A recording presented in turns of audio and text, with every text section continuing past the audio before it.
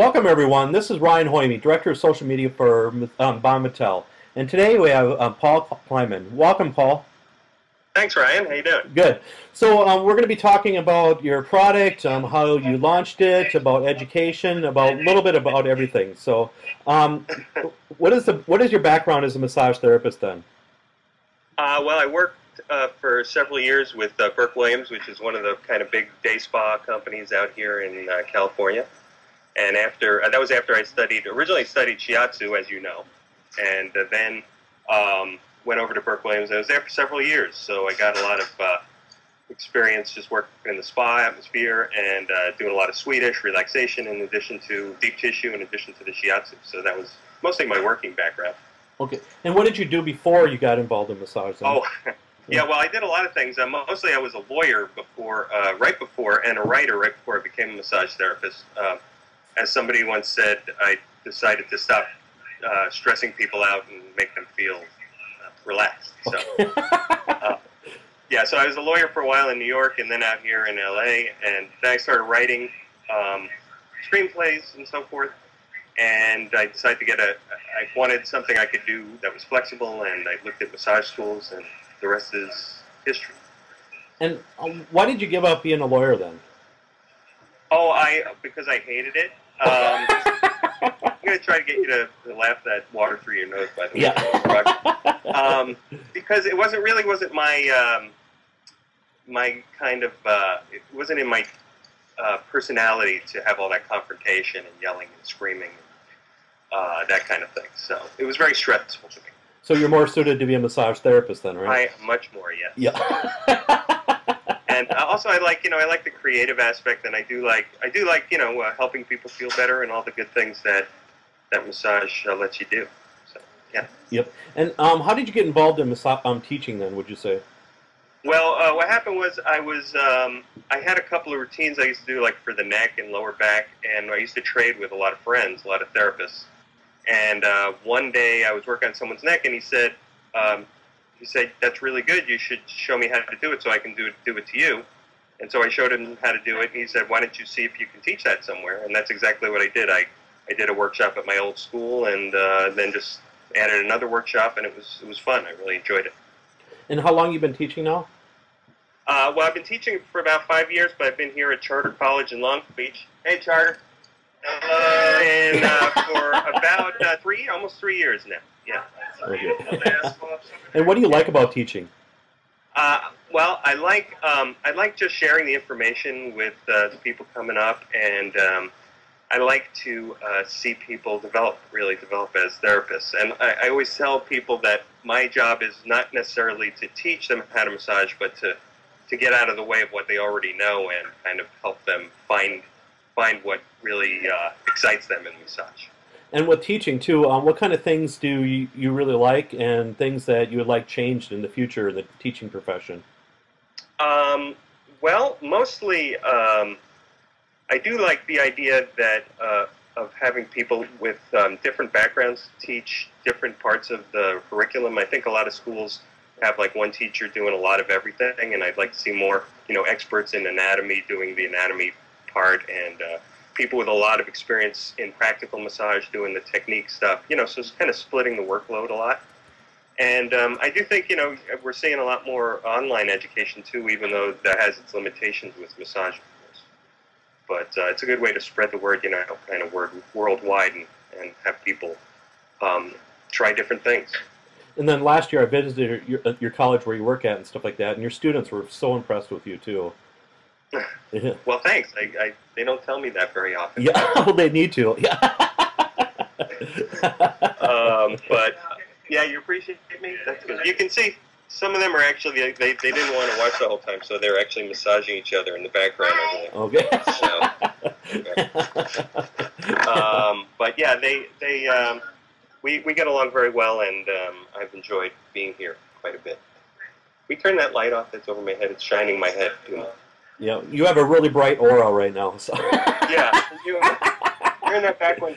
Turn the front one on. Okay, turn the front one on now the way we had it before then. So. Yeah. No, the next one. All right, go ahead. Sorry. So how do you discipline your students then? How do I discipline them? I send them to the dean. Yeah. They go to the dean, or I perform very deep trigger point on them. Yeah. The other thing, that's the other thing I like to do.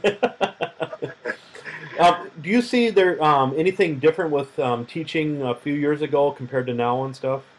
Well, the circumstances for me are different because in the first place at the shiatsu school when I was doing workshops, it was mostly working therapists that I was teaching. And now I'm teaching a lot of people who are just out of high school, and a lot of people who are coming back after other professions to do something different. So their level of knowledge when they come in is not as developed. So it's good because it gives you people that you can really start teaching from the beginning, and they don't have any preconceptions or haven't learned anything the wrong way that you have to unlearn. So Yep. kind of like that. Then how did you get the idea to make the Rolio then? Well, yeah, that actually is also related to work because when I was massaging at Burke Williams, I was doing like 30 massages a week. I did that for like several years. And, you know, you start to get tired. Your arms start hurting a little. And even if you stretch and you ice, which I was doing, it still can keep going. So, you know, we'd massage each other's arms. And I always thought, well, what do I do if no one's around? I need something to massage. So it was really the necessity is the mother invention thing. I invented it to use myself to help and to work with other therapists so they could use it, you know, to help keep their arms fresh and ready to go. And then is that the main reason why you came up with it then, would you say? Yeah, I mean, it was really like an idea that, okay, if this works, it would be great to use. And I didn't really think it way ahead of, think that far ahead as far as going into, you know, selling it and getting it on the market. That sort of happened later as people were sort of responding well to the idea. I decided to go a little further with it. And was it kind of really a lengthy process to get involved with all that then? Yeah, it's still a lengthy process. I mean, I have it, you know, at Massage Warehouse and some other catalogs, and they sell it at Walmart. And it's still not, even with those big outlets, it's still not where it can be. Because, you know, as we all know, a lot of people suffering with hand and wrist issues all over the place. So there's, you know, millions of people out there that could benefit from it. And but it does take a really long time because each step is pretty intensive. Yeah, and even with Walmart too. I mean, that's impressive just to be in Walmart of all things and stuff. Yeah, I know. Yeah. That we did with another distributor. I mean, I don't have any contacts there. I had tried to get in touch with them, and that is probably one of the hardest things about the actual distribution and sale is getting into these big companies because they work with the same reps all the time, and if they don't know you, you can't get a call back. Yep, and even with Massage Warehouse too, I heard it's kind of hard to get in there. It takes a while too. Yeah, we had our stuff warehoused at another company that sells products that are similar, and the secretary there offered to call Massage Warehouse for me. So it was basically a kind of lucky. It was a lucky thing, yeah. Really. And they liked it, and they've been selling it ever since. They've been selling it for like 4 years now. And do you see that yourself branching out in other areas selling it then too? Yeah, well, this product, but I also, you know, would like to eventually work it into some other self-care products, sort of like some other companies have done. What's that company in Pennsylvania? I can't think of them right now.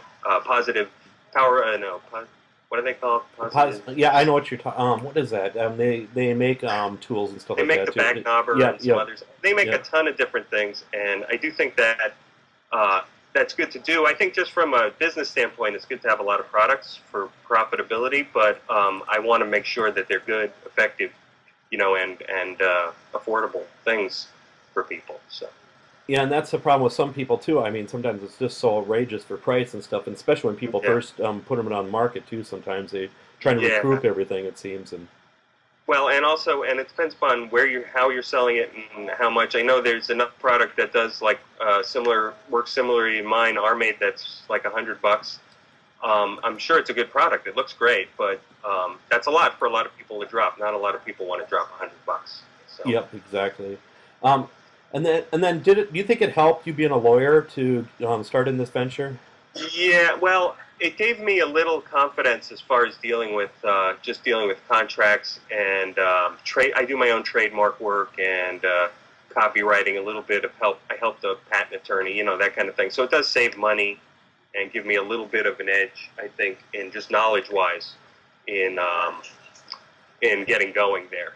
But that shouldn't really stop anybody, because right now with like all those legal sites available, like LegalZoom and some other ones, you can get a lot of help for a reasonable price without having to get a lawyer for $200 an hour or more. You know. And do you think that's reasonable though, for going through like LegalZoom and stuff like that? And I think for most of the stuff, not necessarily, not the patent. I mean, for patents, you either have to do it yourself with a real good guidance. There's a couple of books that can help you with that, or go to an attorney, because patents are a little more complicated. But for trademarks and copyright, that kind of thing, it's really not a problem to do it yourself.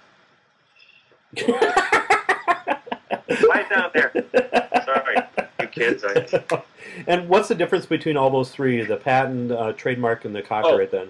Yeah, well, the trademark is really just for like my name, the name of the product, or design, logo kind of thing. Like here's my product, and you can see that thing on there it is, the Rolio design, and that's trademarked. So basically, that's trademarking the name or the design of the logo. Copyright is usually for printed materials, or it could be for like your show could be copyrighted, or and patent is really just for the utility patent, they call it, and that's for a new way of doing something. So it has to be novel. It has to be a new thing that hasn't been done before to get a patent.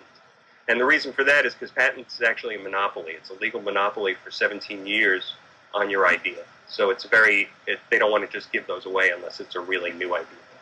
And yeah, so those are really hard to do then, would you say? And does it take a while for it to get approved then, or? Yeah, that could take a few years. Mine's still pending, and it's been over 3 years now. So sometimes they'll come back with some things you need to fix. Sometimes they'll say, well, we're denying it on these grounds, but can you explain this a little more? You know, so it can go back and forth a lot to the patent office. And what if they deny it then? I mean, can you still sell it then, or? Yeah, you could, in theory, well, first of all, they can deny it. They usually do deny it once. This is what I've been told, and make you come back with more arguments in favor of it. But if they make an ultimate denial of your patent, that doesn't mean you can't kind of reapply with a different set of uses, or change the design a little to make it more unique. You know, so there's a lot of ways to work it. Yeah, and I always see the term patent pending all the time and stuff. So. Yeah, exactly. That's why, because it does take a while, and so while your patent is pending, you can put that on your notice, on your packaging, so that people who are looking to make something similar know that you already have a patent application in, because once you have that patent application in, you're first in line, basically. And how do you fight that if somebody tries, even though you put it out there that you actually applied for a patent, and then somebody tries to make your product then?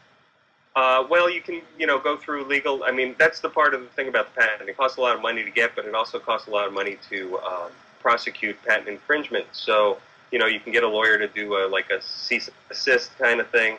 I know that Homeland Security now has a thing where you can register your product, so they'll actually keep an eye out for things that are competitive or infringing that are coming across the border.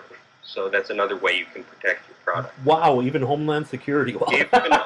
Exactly, even Homeland Security. That was another job I had though before. Before I was a lawyer, I was a customs inspector. That was before Homeland Security even existed. So that's dating me too. So it was a little bit more relaxed then back in the day, then, right? That was actually, compared to being a lawyer, customs inspector was a pretty relaxing job. Yeah.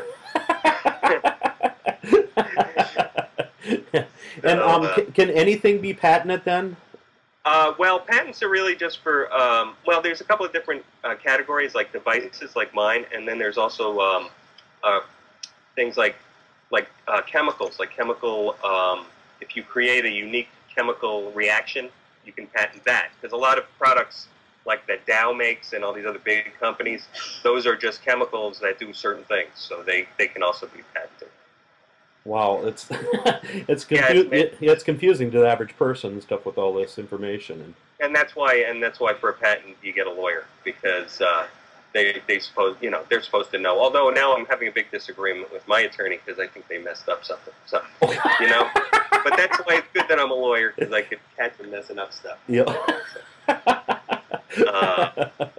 But it's like you were saying, it is a long process, and you go from like having an idea and you make little drawings on a napkin or something, and then but then you have to actually make one to show that it works. So I actually brought that in today to show you guys. I showed you this one, which is that's the current model right there. I'm trying to. There we go. Yeah. And then, but this was the one we made 5-6 years ago. It's made out of lucite and wood and casted rollers right there. And cool. This was the one that I had to make for like $1,200 to see if the thing actually would work the way I wanted it to.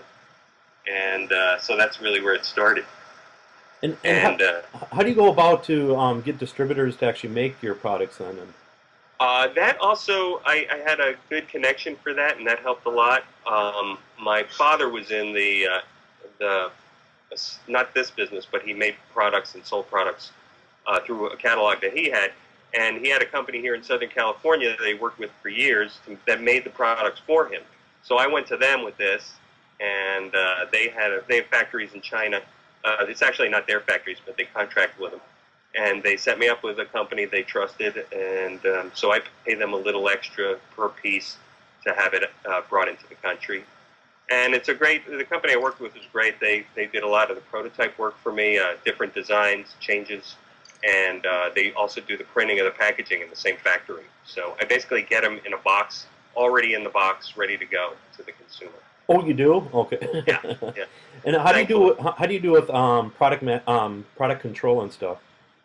Well, right now, when I first started it, I actually had my garage full of Roleos, and I was a guy. So we had an Amazon store, we had our website, and we also had a couple of customers. So every day whenever I get an order, I come home from work, go out to the garage, and start packing up the boxes. Needless to say, that was a lot of work. And now we use a fulfillment company, so they basically they store our merchandise. And then when I have an order, I send it to them, and they put it in a box and send it to the purchaser. So you don't have to touch them as much then, right? Yes, and as far as control, just like quality control, that's handled at the factory too. So they do a full inspection before the product comes out to me. And do you do warranties too on your product? We have a warranty, well, it's a year. Really, we have a year from shipping. If anything breaks, that's our fault or the manufacturer's fault. We'll replace it.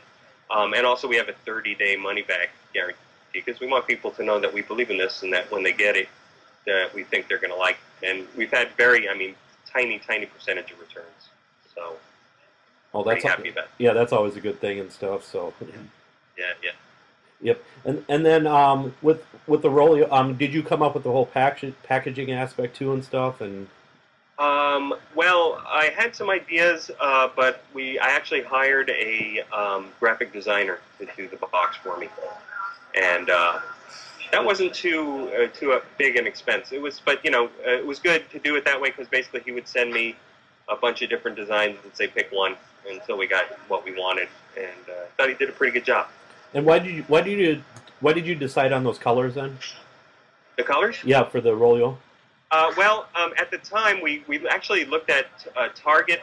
We actually looked at Target like online and Target catalogs, and they had a lot of new products that had similar colors. They were kind of hot colors at the time, like kind of light gray, the blues, and the deep reds. We went with a lighter color red when we changed to the new design. But we're thinking of going back to a little darker color, a little more therapeutic looking. But you want to have it look so that it doesn't look like a toy. You want to have it look like a therapeutic device, and you also want to use colors that don't show a lot of like skin oils or dead skin and stuff like that when you're using it, because that'll show up on the product. And is this a product people can retail too in their massage business? Yes, I have a lot of distributors who buy buy a case at a time, and they'll just sell it directly to their clients. So they buy it at it's a little more expensive than, say, Massage Warehouse, because they buy hundreds of them from me constantly. But you know, they can basically sell it for twice they buy it for, and I like that because I think it's the kind of product that people need to hear from their massage therapist or chiropractor that, hey, this is good, this can work for you. And do you give them recommendations on how to sell it then? And well, we send them some brochures, but I've always found the best way to do it is to just leave one in the waiting room and have people just try it out when they're there. Yeah, and yeah, it's basically a try it and buy it kind of thing, because most people, except massage therapists, interestingly enough, and this is why Massage Warehouse sells so many of them, I think, is massage therapists look at the product and they go, oh, I see how that works. That's going to help my arm. Whereas other people look at it and they're not quite sure. So they need to play with it a little and maybe even be shown how to use it a little bit. And you even have instructional videos too to help people to do it. Yeah, well, we have that on our website. I have one where I show people, and my friend Denise, who's another massage therapist. But my favorite one so far is the one you did last Christmas time. Really good. Especially when you told people that you can do trigger points with it, because the other company says they're the only ones who use trigger point. Yeah. And I don't agree with that. Yeah, and I borrowed it to my old school because all the students were in love with it, so I have to. Oh, really? I have to grab it again soon and stuff like that. Oh, okay, good. I'm glad. Yeah, they're definitely in love with it. We have a few around here too, and the students use them. And I used to keep. Actually, when I was at Burke Williams, they bought a bunch of them for the break rooms, and the therapists use them all the time. I've met people who worked there after I left, like 2 years, who I never met before. And they'd say, "Oh, you're the guy with that Rolio thing," you know. So they know my product, but not me, which is actually kind of nice. And Boris is listening right now, and he says hi. Hi, Boris. Yeah. How's it going? Boris is one of the greatest teachers out there, and he's brilliant. He's brilliant, and another Rolio fan. We've been trying to find something to work on together for a long time. He's the greatest. His videos and your videos, I love showing to my students. Thanks. and with the product too, do you see it evolving in the future too to other kind of products too? Would you say? Yeah, I do think that there's a lot of practical application for maybe something for the feet and lower leg. I do have some people who use it on their feet, and if they're small enough, they can get it past the heel and use it on the lower leg. But I want to make a model that that could work for larger people that would fit easily over the heel. But I do think it has a lot of applications on the lower leg, like it does with the forearms. Yeah, you definitely need some for heels. I mean, I run into so many people with heel pain all the time and stuff. And yeah. Well, I think right now, as it is, you can get the plantar fascia pretty well with it, because you can push it in. You push your foot in up to at least to the base of the heel there, up to the calcaneus. So you're gonna get most of that fascia that way.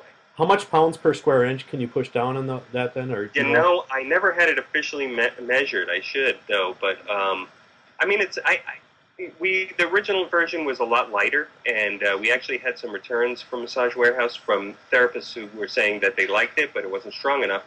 So we made it stronger. It's pretty strong now. I wouldn't want it much stronger than this. I mean, there are some people who really like that crazy deep work, but I think it's pretty strong enough as it is.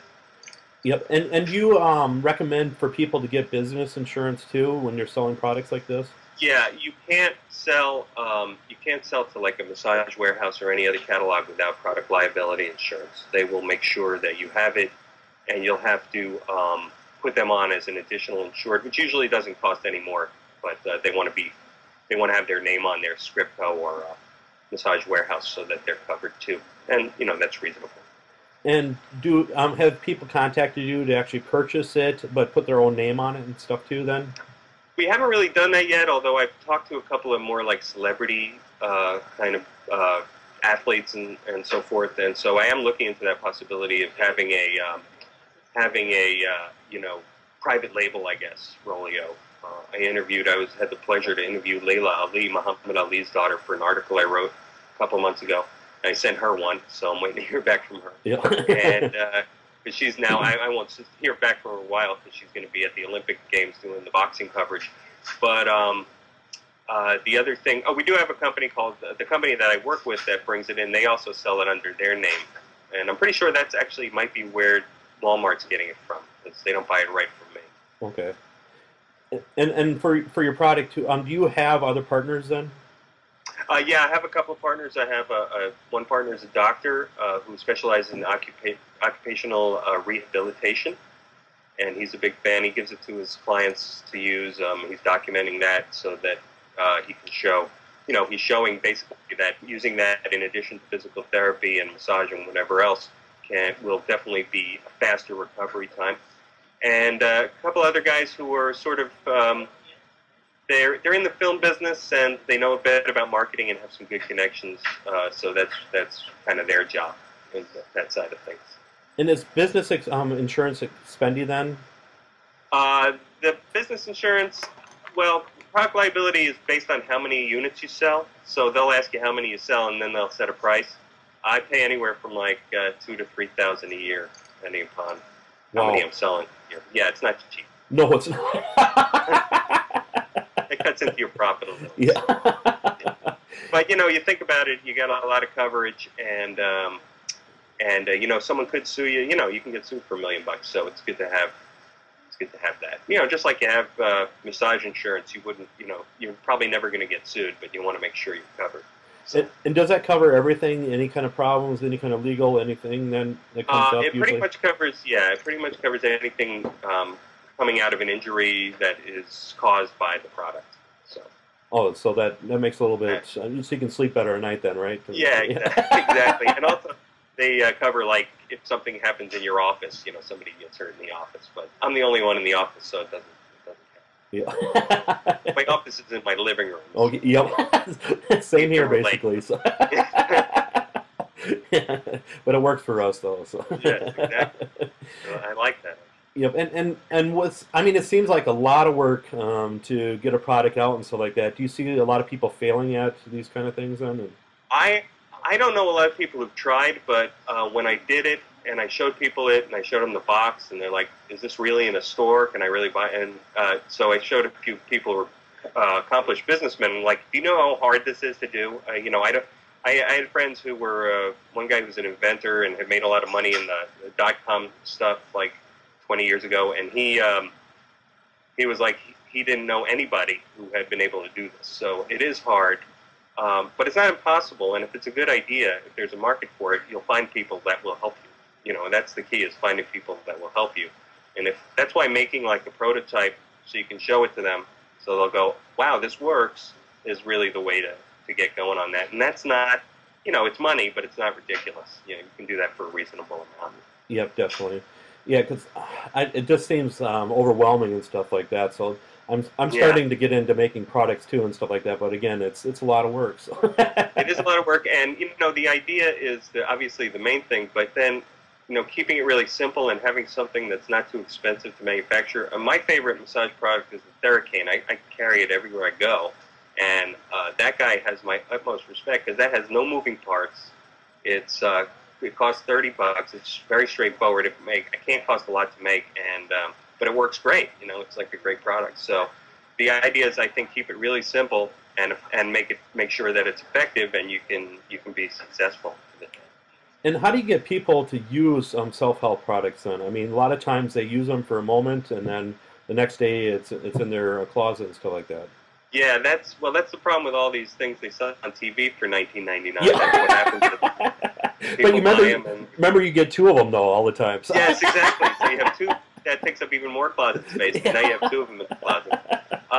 You can't make them, but you kind of hope that if they buy it and they try it and it works, that will influence them to use it. Although I know people all the time, they see me and they go, "Oh yeah, I got to use my Rolia. I keep forgetting." So there is no way. I would say for this thing though, the best way to use it is to keep it out. Keep it in your sight. I keep one on my desk. Keep one on the counter in the kitchen, whatever it is. Wherever you use it. Yeah, it's part of your routine. That's right, George. Yeah. And so, and then you have it. Ready, and you remember to use it more often. And do you ever use it in a treatment at all? Not really. If I'm doing a massage and somebody says they're having carpal tunnel symptoms, I'll work a lot on the flexors and extensors, and then I'll tell them about it. But I haven't used it actually on a client. So, but when I used to work at the spa, I'd also keep one there for me to use, and so I could show it to people if they would say, "What is that?" That was one thing. It's kind of weird looking, or they would have problems, issues, and I'd say, well, try this out before you go, and they would try it out, usually like it. Yep. And then with the product too, I mean, it's not that big, so you can just have it anywhere too, it seems, and stuff, so that's the benefit of it. Yeah, it's easy to carry around, and you have that suction cup thing on the bottom, so you can stick it to almost anything. I once stuck it to my window in the car, and that was kind of fun. The side window, I could actually use it while I was driving. So, probably, if you do that, you probably shouldn't be texting also. Yeah. So just tell people to be careful with that. Yeah. I don't think you can get a ticket yet for rolling in your car in California, but is it different in Minnesota? I don't know. Yeah. Well, it's all California is always a forefront for everything. So that's true, especially in driving. So. Yeah, so don't give them any ideas. That's the main thing. So. Okay. And if people are interested in making products of their own and stuff like that, are you available for hire and stuff to walk them through the process? Or? I'm always happy to help, consult or introduce. I've done that with other people. There's a guy over in quiet kids.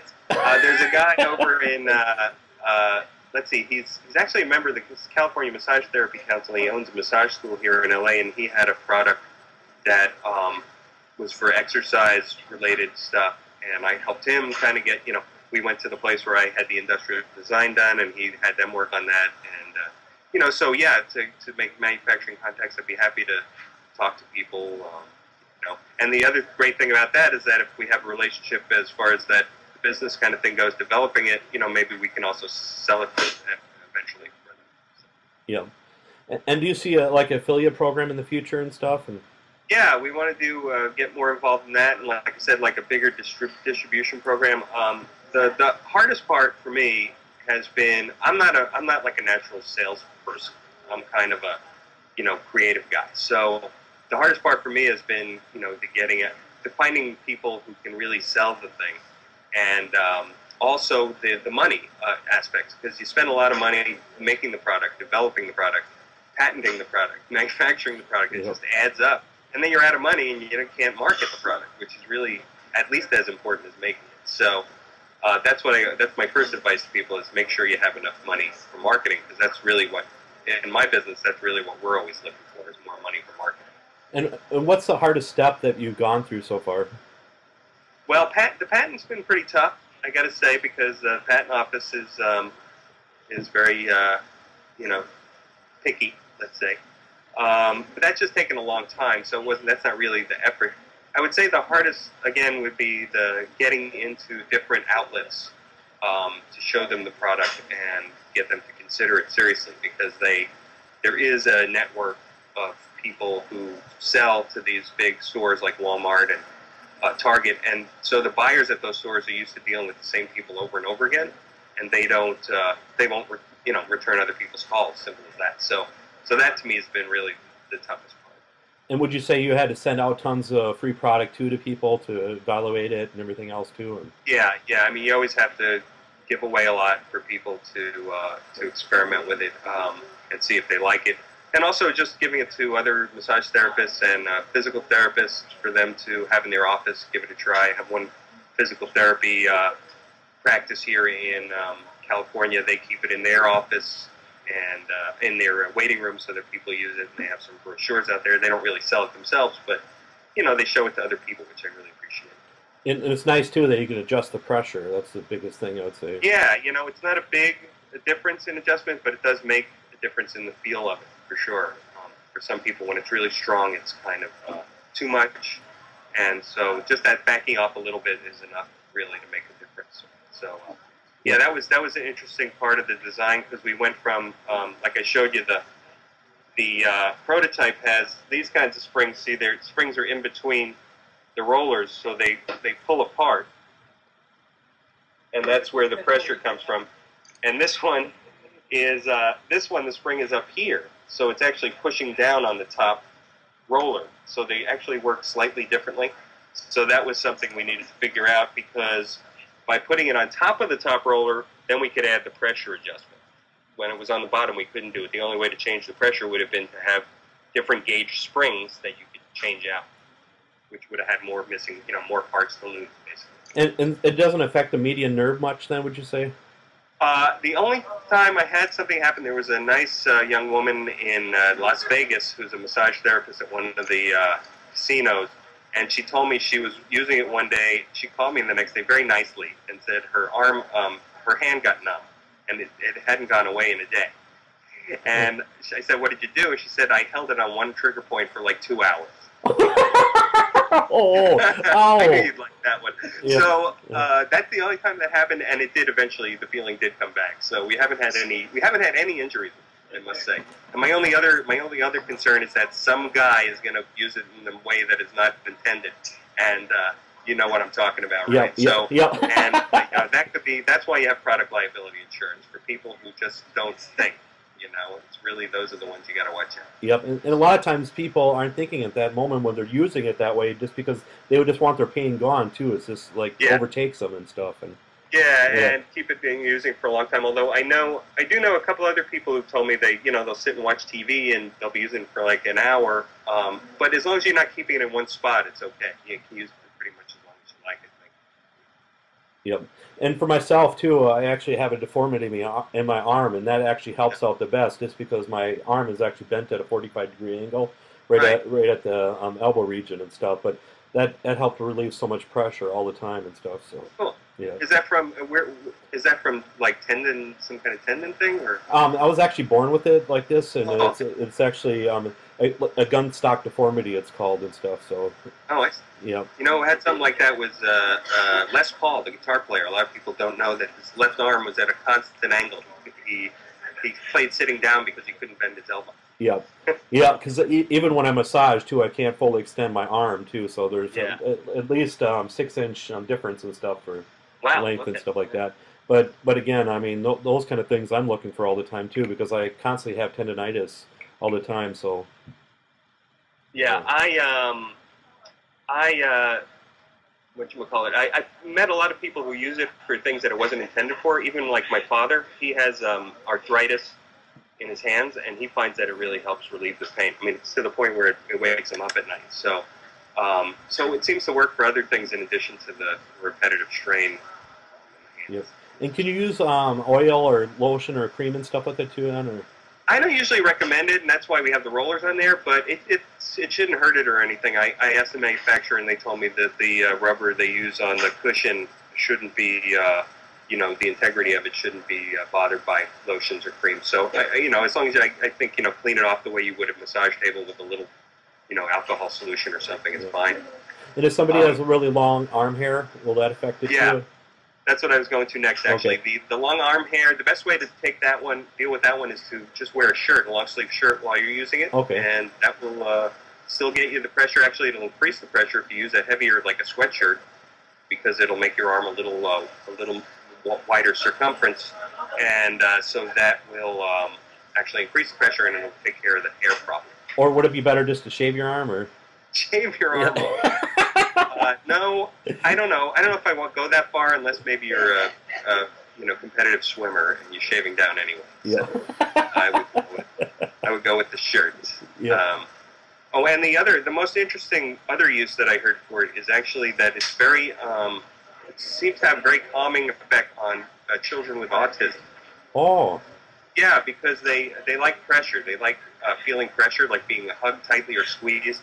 And so even just on an arm or leg, they can get the same relief from the Rolleon. So I'm kind of looking into how we can get that out more to the people who need it over there. Yeah. But yeah, I had a friend who's actually an editor in Hollywood here, and he has a son who's autistic, and he brought it home, and his son was like grabbed it and started using it every day, and he said really the kid loves it. So he does his arms and his legs. He's a skinny kid, so he. Yeah. And if you had it to do all over again, would you? Yeah. I don't know. I got to tell you, because the business, running a business is a kind of a headache. And so since I'm working full time also as a teacher, you know, that means I do it at night and on the weekends, and so it's a lot of work. But on the other hand, I do like the it's been fun kind of having the thing out there, and when people see it and they say, "Oh, where did you get this?" and I tell them I made it. You know, just the reaction of people.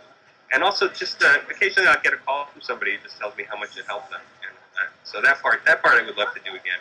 And also, if I did it again, I would do a few things differently. So I have learned a lot about, you know, about financing and about, you know, making sure you have enough for marketing and all that other stuff we were talking about before. And let's say you modified it a little bit. Do you have to get another patent then? Only if you change the way it works. So not really. I'm thinking of modifying it so that it has a one-way operational thing for, so it could be used for like lymphedema massage. Okay. It would have to be a lot gentler, but just so that it would push the fluid in one direction. For like, because I spoke to a lymphedema doctor who actually hires a lot of therapists to perform lymphatic massage on her post-breast cancer patients because they get a lot of lymphedema when they remove the lymph nodes. And she said, yeah, if it was unidirectional and was gentler, that it could actually work for that too, so that the patients could perform some kind of lymphatic on themselves at home. Yep. So that might require a different, like maybe a supplemental patent for that part. Oh, yep. Yes, so much. It just keeps going, you know. And I can't believe how well your students are behaved, though. They're not really well behaved. Okay. No, they're being good. No, they're being very very good. They have a test tomorrow. I hope you're all studying. Yeah. We have a lot of tests around. So, do people want to kind of partner up with you with other inventions and stuff like that too? Have you? I do get that sometimes, and you know, like I said with Boris, we were talking about maybe kind of packaging some of his great like carpal tunnel techniques with this product, and we still may do that, you know. But yeah, people do want to put things together. There's other things that I would like to add with it, you know, that you can package, like some of these things that are like instant heat or instant holds, or maybe a spray, a homeopathic spray that can also help with pain. So those kinds of things that are sort of adjunct complementary products. You need those for if you're gonna. I've also looked into, you know, the big infomercial thing. Like there's a company that does Proactive Solution. They're really big, yep. But they always want. There's got to be a package. There's got to be a complementary product. So yeah, it's always good to look for stuff that complements your product to sell with it. Yeah, they're always looking for those things, you know. Yeah, and, you know, and a good thing to have would be maybe like a chart that shows trigger points in the arm, you know, that kind of thing. You know, stuff that can help use it better and, you know, educate a little better, that kind of thing. Yeah, definitely. Or even like a self-published like book explaining for self-help and stuff like that would be ideal. Yeah. I could definitely see that helping. I think I'd write a book. Yeah. I know people can help you write books. I have a novel written already. You know any publishers? Because I'm ready to go with that too. Oh yeah. Yeah, good. Well, the best place to if you want to self-publish it, createspace.com. CreateSpace. I have heard of that one. Yeah. So that's the ideal if you want to self-publish it and stuff like that. Okay. So, but then you can sell it on Amazon and everywhere else then too. So. Right. Yeah, because they're related. Are you in anything book? Yeah, I just came out. It just went on the market today with Laura Allen. Oh, great. Yeah, so it's for massage educators. So. Oh yeah, I think I saw something about that. Yeah. That's exciting. Yeah, so that's how we decided. Because otherwise, they said it would take 2 years for us to actually have the book live if we went through a vendor then. Right. Yeah, so we didn't want to wait that long. So that makes sense. Yeah. Yeah, and also you know you have sort of built-in marketing with what you do, so that's great. Yep, definitely. And yeah, what was I going to say? Also, oh, you know, I was going to talk about your as long as we're on their website, Bon Vital. I just wanted everyone to know that we use that here at Charter. That's the one I buy for the students, and I love that stuff. And I just kind of came across it even before you started working for them. Yeah. I discovered that, and it's really good. It's a really good. What's your favorite product of them? I like the one with the olive oil. Okay. Yeah, the olive oil, because I have very sensitive skin, so I don't like any scents in there. And I find that the olive oil is also very, really, really great for softening, you know, for the for the skin. Like I can use it as moisturizer just by itself. Yep, and it absorbs just nice too and stuff, but not as fast as some and stuff. So it's like, yeah, it's great for that. Yeah. And then the one you gave me in San Diego, the one with the pine, the dwarf pine. Dwarf pine. Yeah. Oh, I love that. Yep. Yeah, that's good stuff too. I just smell it every night. So. Yeah, it smells good and it's nice and warming. So, Yep. Yeah. So what do you see the future of Rolio then? Well, I'm hoping, like I said, we're trying to put something together in infomercials, and I do feel like it's one of those products that, since it works, people will just discover, even if I don't put a lot of marketing money into it. But you know, we're looking for financing. If anyone hears this and has lots of money and wants to get work in me, so we will pay you back. Yeah, just to spend more money, doing a little more advertising, getting some. Reopening our store at Amazon. We closed that because we had another customer that had opened one in there. Guyam had a web store, and they put so much money into it, they were getting all our traffic. So, but we're thinking of opening that again, and you know, just a little more in the big stores, the package stores, or the bigger, you know, like maybe get into Target, that kind of thing. Oh, definitely. Shopko, you name it and stuff. Costco, come on. Costco, there you go. And also. But the problem with Costco and some of these other places is they want to sell things so cheaply, and we can't make a good Rolio too cheaply. So in order to make a decent profit for the company, we can't sell it too cheap, or it's just going to, you know, if we make it too cheap, it's not going to work well. And if we sell it too cheap, and the one we make, we're not going to make any money, so we might as well not even be doing it. So we got to find a kind of happy medium there. You know? Yep, definitely. Well, thank you very much, Paul. It's been a pleasure. Well, it's always great to talk to you, Ryan. In a business filled with nice people, you're one of the nicest. Thanks.